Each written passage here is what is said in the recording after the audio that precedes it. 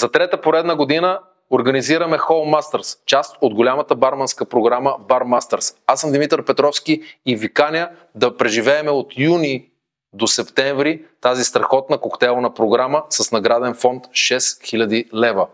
Красиви и вкусни коктейли очакват приза Hall Master на годината.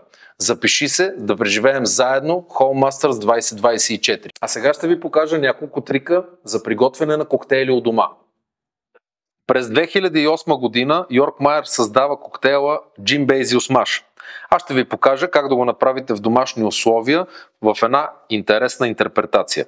Напълнете чаша след догоре. Излейте джин в буркан. Накъсайте 10 листенца босилек и го намачкайте с чуканче.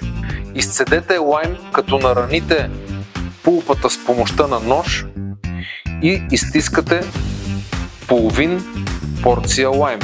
Излейте половин порция домашно приготвен сироп от пъпеш. Допълнете буркана след малко място, след което затворете с капачката и разклатете за 12-15 секунди. Отстранете събраната вода. Изсипете през сетка коктейла в чашата, долейте швепс сода, разбъркайте внимателно с дръжката на черпак. Направете красива украса от портокалова кора с листенца босилек и поръсете с розов пипер.